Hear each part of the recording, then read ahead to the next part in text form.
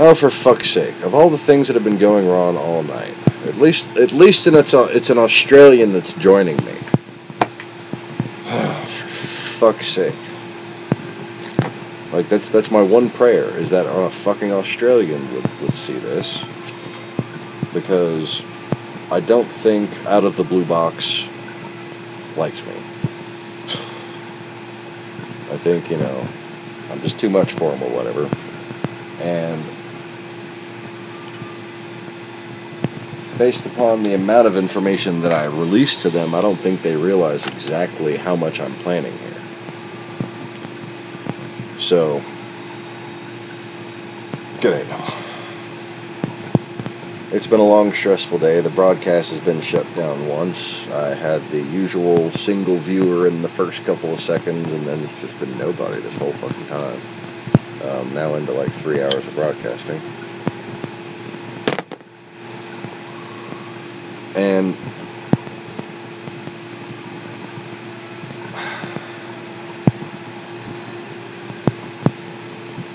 I need somebody to just tweet troll the Great Barrier Reef Foundation and Dr. Terry. Oh fuck! What's his last name? I get him confused with Terry. That's Monty Python. But anyways, he's the only main. No. He was on ABC just the other day talking about the Great Barrier Reef bleaching and stuff. But he had liked a couple of my tweets a few months ago or whatever. But I think he might have been put off by me bitching about Trump. I don't know. I suppose someone has to realize what a disaster he actually is to realize that it's not political to bitch about your country being destroyed. Anyways. But, so I have this system here that I was talking about earlier,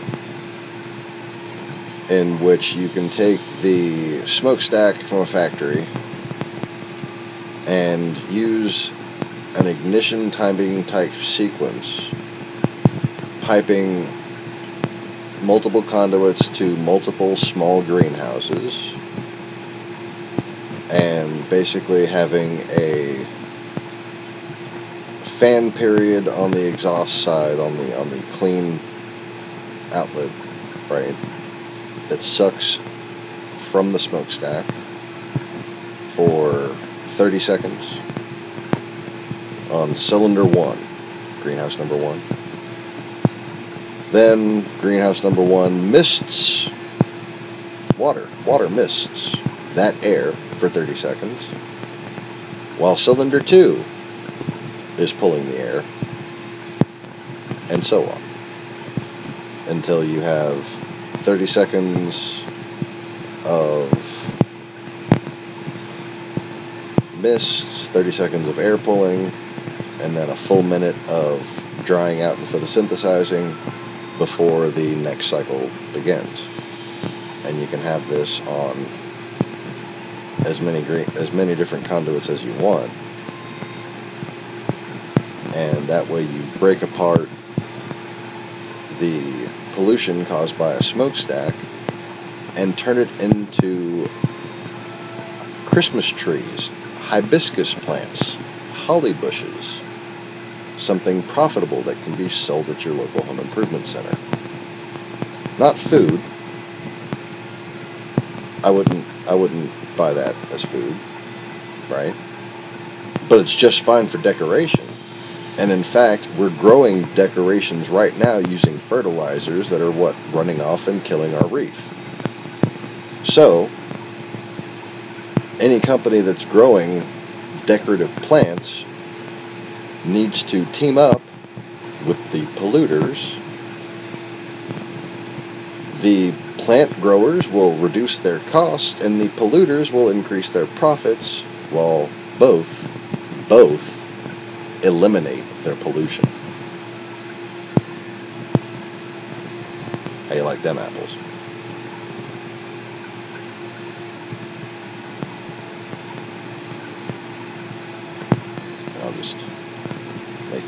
bigger for you so you can see it.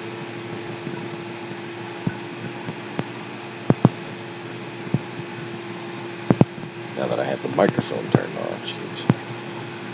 Oh yeah, the dog shit in the hallway while I was broadcasting because the kid didn't let her out after dinner like I told her to. So that was fun. That's an interesting dynamic on the previous broadcast.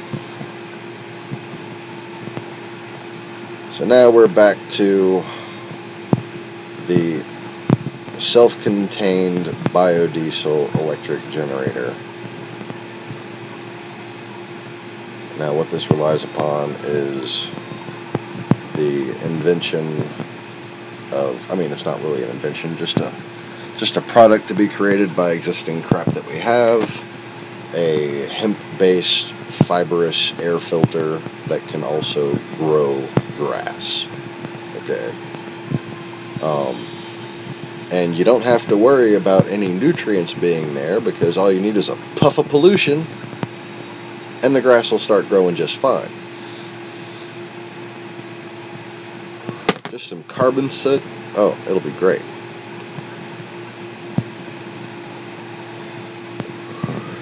Now, this fibrous, like an automotive air filter, only made of a thicker material so that it can be rooted into by the grass. It will absorb the water that gets sprayed down from the mist. The roots will absorb that water and the carbon with it, allowing the filter's life to be extended, allowing it to not be as wet all the time, basically. So it'll have 30 seconds of mist, right? But then a minute of photosynthesizing while the grass is drawing up that water, in addition to the evaporation that would be going on. But it's a greenhouse, so, that's not going anywhere. But the idea would be to have this to where it doesn't drip down here. But if it did, I suppose you just have a drain back into your sprayer system. But I don't see any reason why you'd have a problem making the mist low enough flow to where it would actually drip. I mean, to where it would not drip, excuse me. Anyways. So the gist of it is and pollution, carbon, okay? The carbon is going to be holding back your combustion process, but at the same time it'll be keeping your combustion temperatures low, so that's not too big of a deal. As long as you get all the hydrate out of it in the next chamber, in which you allow it to decompose. And then you have your biodiesel refinery that is going to be fed from, basically you could actually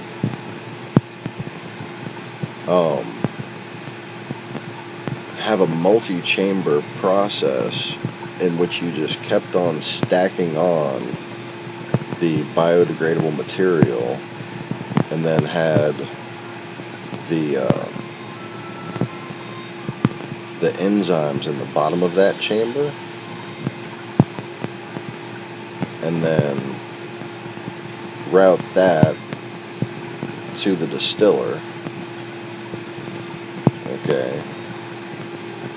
And there would be like a settling pool where it would fully ferment and liquefy, and then you'd have a low voltage electric pump that would be powered by your generator anyways, and that will inject it into the distillery where your actual biodiesel is made, and the biodiesel feeds the generator that produces the pollution that produces the plants to make the biodiesel while powering your home.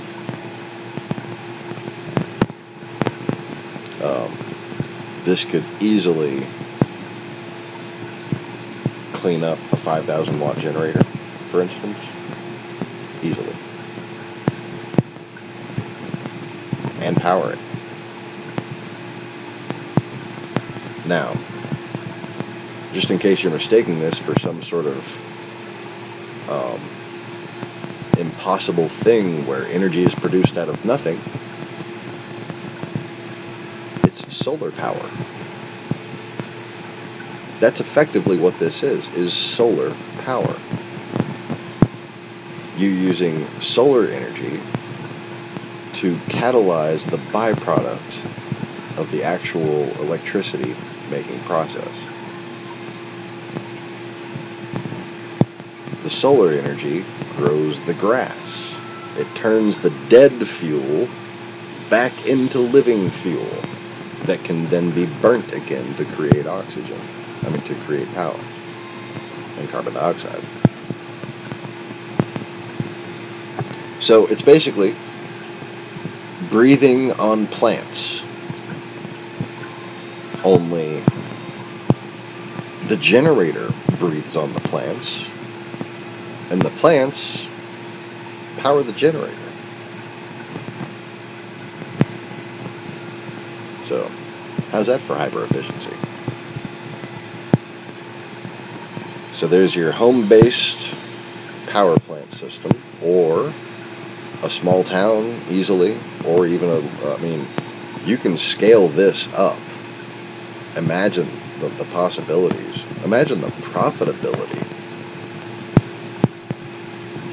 Never having to replace a solar panel.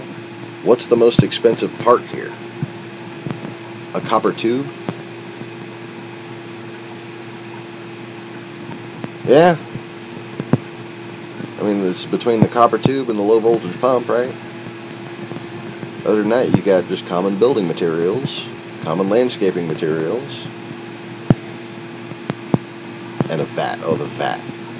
Yeah, the decomposing vat with your enzymes and everything. There you go. That might cost you $100.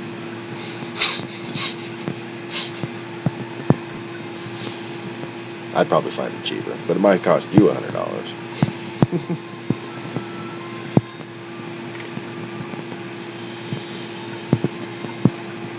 So, what I want is for the out of the blue box people just to let me help them. There's a state called Louisiana. It controls how much pollution the Mississippi River produces. Okay? It also has a massive amount of petrochemical plants in a place that's in the Guinness Book of World Records called Cancer Alley. Okay? This is the start of it all right here. It goes from Baton Rouge to New Orleans. What I want to do is establish my facility as a liaisonary base of operations for Great Barrier Reef scientists, educators, and business people to develop products in this cheap-ass, low-cost economic area that I have found here, to then sell those products to every company at the mouth of every river in the world. And that is how you save the Great Barrier Reef. You can't do it without that. Everything they're doing is useless without this.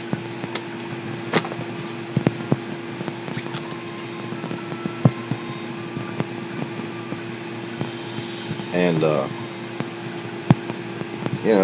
I hate to pull this old chip out of the shredder, but anyone who doubts me on that needs to ask themselves if there were Russians interfering with our American fucking political process. Or if red tides can get extremely out of control and devastate an area.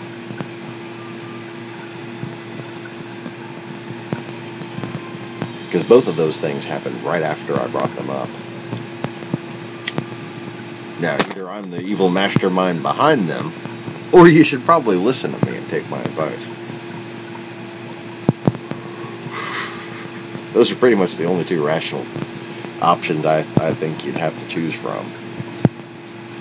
Like, somebody's predicting things, they might be behind them. Or they might just be good at predicting stuff. Now, I predict that if you are trying to keep a reef tank and you keep adding dirty river water to it, it's not going to go so well. Well, think of the Great Barrier Reef as the world's largest reef tank. And its auto top-off water is all of the rivers in the world.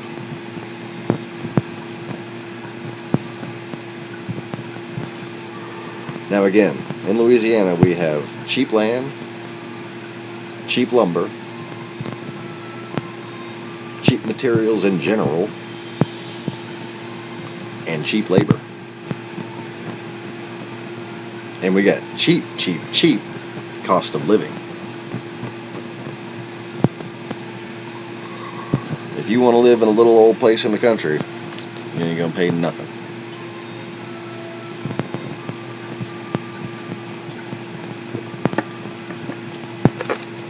And if you want to live in town or in the city, in a nice area,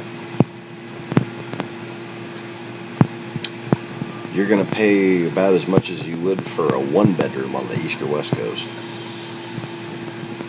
To rent out a 4-bedroom house in the middle of a nice school district. Okay? You're talking like $1,500 to $2,500 a month.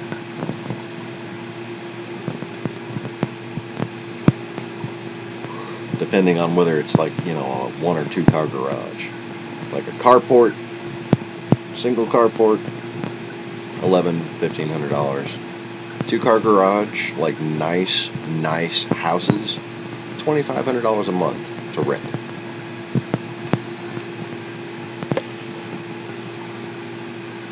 You see pretty nice ones for like $1,800. Nice. Speaking of which, I might be moving soon. There is a place that a friend of ours owns that she's renting out. And it's nicer and cheaper, and there's a big pond around it that I might be able to convince her to let me play with.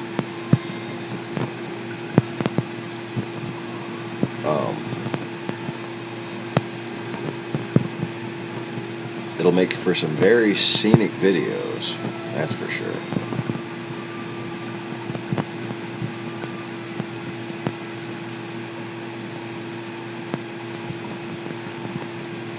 But, like seriously, this pond is huge. It goes all the way around the property. Like, imagine like this lot that my trailer is on right now, but bigger, and with a pond that's probably 60 feet across and a big horseshoe all the way around it. It's pretty cool. And I'm really thinking about moving. I'm running out of reasons not to. Like other than like I don't feel like it. Like I don't feel like moving all my shit. That's like the only thing I don't want to do about this. And I mean, really, I need to rearrange my aquariums anyways. I need to take all the Caulerpa rocks and put them all in one tank and have nothing but clean rocks in my tank that I'm growing coral in. And I could, take advantage of the move to do that. Like, might as well do that during a move, right?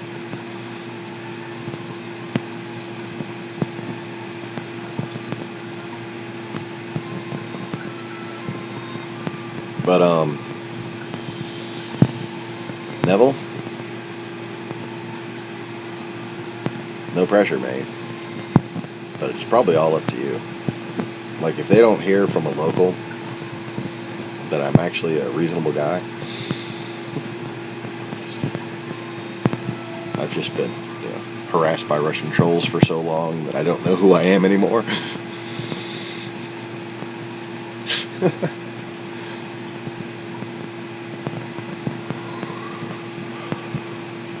I mean, the Russians fucking kill people, man.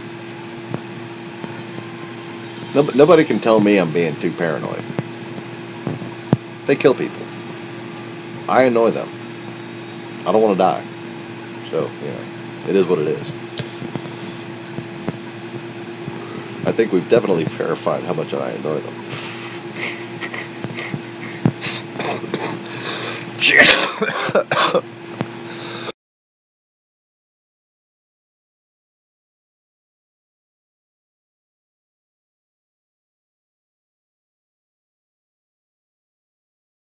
Speaking of annoying, sorry about that.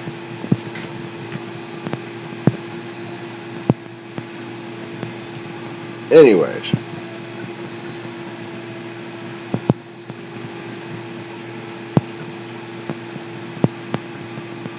So,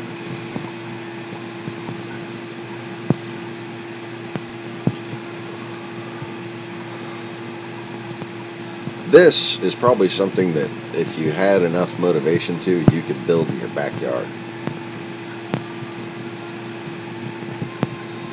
And you could just sit there and have free energy. Maybe need to go out there like once a day and never pay a power bill again. If you got one of those grids where you can put power back into the grid, you'd probably be getting a power company to pay you. And the fact that that's a thing should really make people think, Imagine if a tenth of the houses on a given grid were producing electricity instead of consuming it. How much less consumption would be required? How much would your power bill go down if you weren't one of those people? I mean, how great would that fucking be? For everybody. For the power company, for the maintenance, for the transformer distribution. You're localizing the output, so the carrier output can be turned down, or at least doesn't have to keep on being fucking upped and upped and upped until it breaks the system. Because that's the model that we have right now. We just keep on increasing the fucking amperage until it breaks. Because more and more people get added to the grid every day. And then boom, transformer blows. Eventually they gotta upgrade the capacity of all the transformers on the grid because they start blowing too often.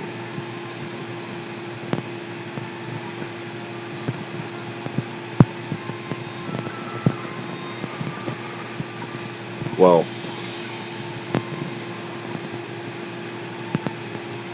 a greenhouse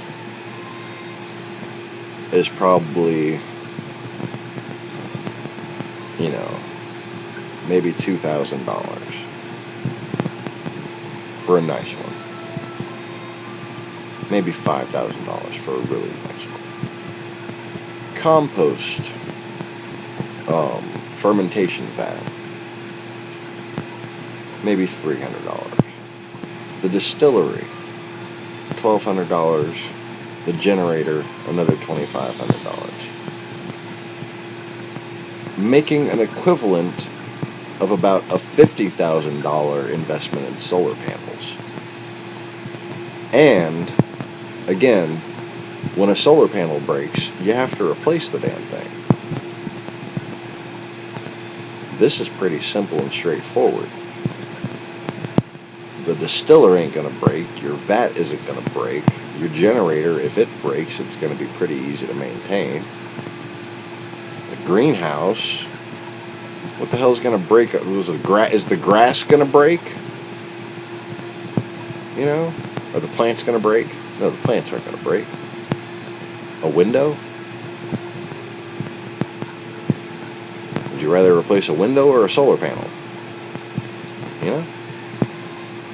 Especially when you're talking about opaque, it doesn't even need to be clear glass. It could be just plastic, green, shit glass.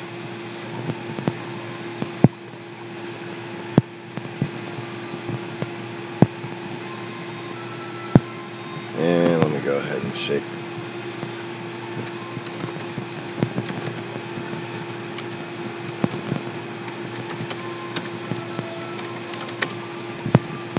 Biodiesel greenhouse. Alright.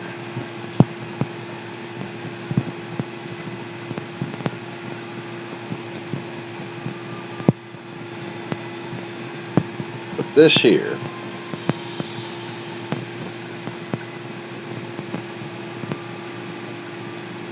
okay, so the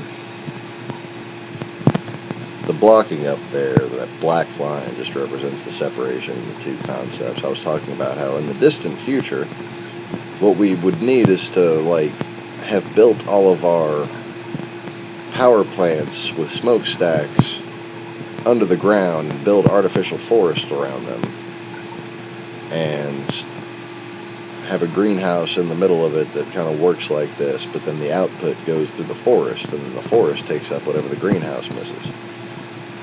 But for now, what we can do is have these manifold systems that take the waste from the power plant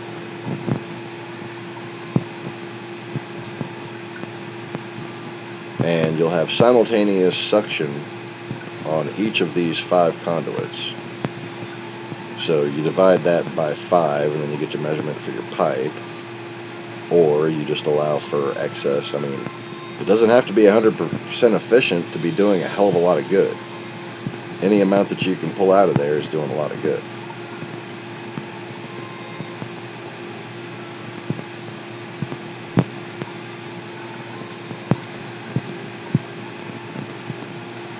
So each one of those greenhouses works on a timer. 30 seconds of suction, a minute and a half of nothing. 30 seconds after the suction, that big array on top mists water down, bringing the pollution in that puff from the fans down onto the plants. And whatever carbon dioxide lingers in the air is going to be absorbed by the plants. It's going to have 30 seconds to intake the carbon dioxide and a total of a minute and a half to photosynthesize. And then the exhaust fan is going to come on again, the clean air is going to go out, the dirty air is going to replace it. So the fans are on the clean side so they don't get clogged up. There's no need to inject it when you can just suck it out on the other side. Sort of like a vacuum, you want the pump after you want the blower after the filter, after the trash collector.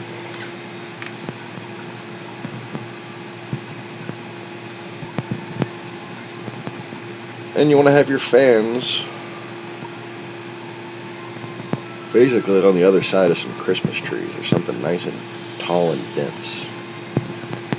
So as little carbon dioxide, as little pollution gets through there as possible.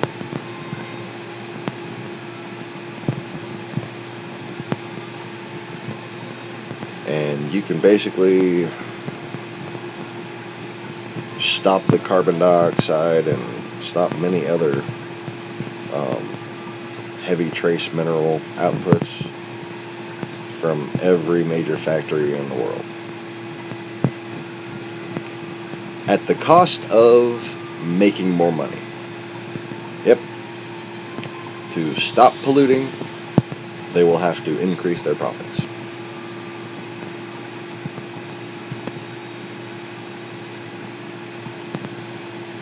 in a gist, that's my thing that I want to coordinate between the Great Barrier Reef people and business people in Louisiana.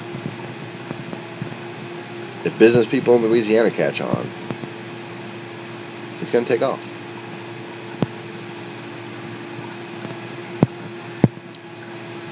Believe it or not, one of the controlling bodies of the internet is located in Metairie, Louisiana. My old roommate used to work for him, actually. Went to high school with the guy who founded the damn thing. Intercosmos. They own, like, Internic and lots of other different, like, website registering places. They own a lot of the T1 backbone in this area.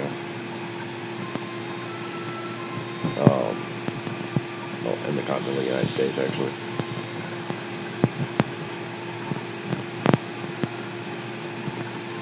But I think they would wind up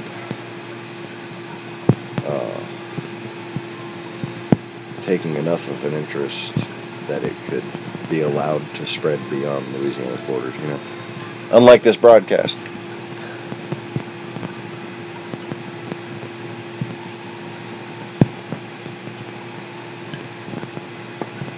And you know what, Neville?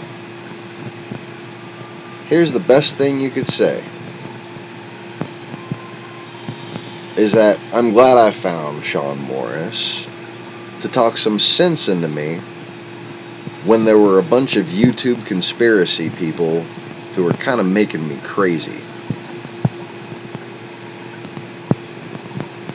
So, as far as my old counter-intel efforts go, tell them about that, and then try to explain them the amount of good that I could do if they fund me.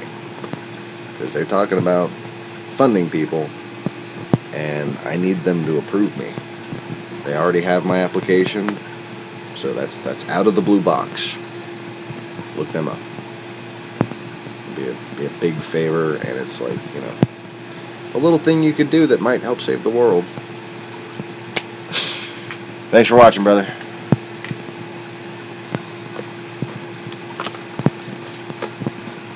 And I'm going to go ahead and call it a broadcast, actually. So, thanks to anybody in the future who watches. And thank you very much for Neville for having to drop by on this very crucial day. And I hope he and anybody else watching this will contact the Out of the Blue Box people for me and tell them that I am a deserving recipient of their funding, and I simply want them to own part of my effort. Now, updating progress on that, I'm moving to a slightly better house, so I might be able to get some things rolling over there. Might be moving. But that's only going to be a temporary situation. I'm still looking at buying a retailable location with the help of 2 other families that have fully committed to investing in this and the whole business plan idea. And we're going to be building houses on the back of the side that we turn into the retail location.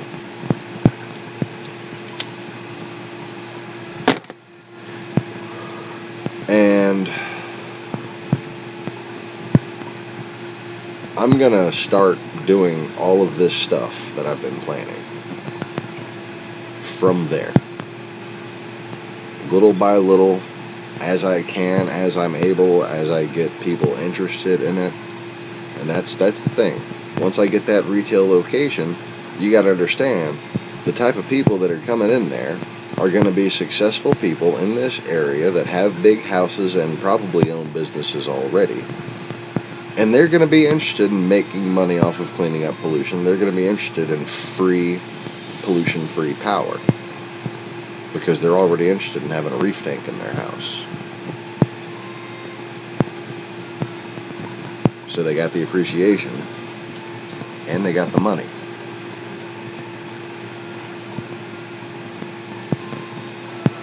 So to me, it's kind of a foolproof thing where I'm going to be able to have conversations with people on a daily basis that can influence this situation directly. I'm talking farmers, chemical plant managers, that kind of thing.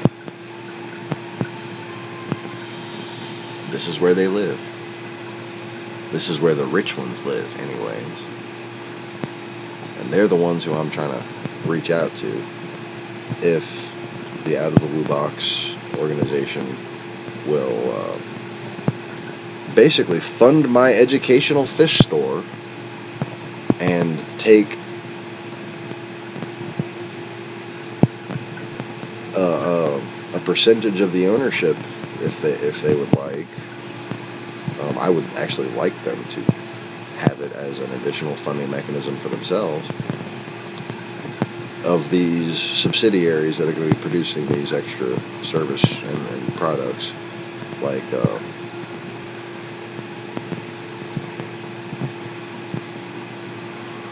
plant planters, or what, I don't know, what do you call it? It's how to use plants to stop the pollution from plants.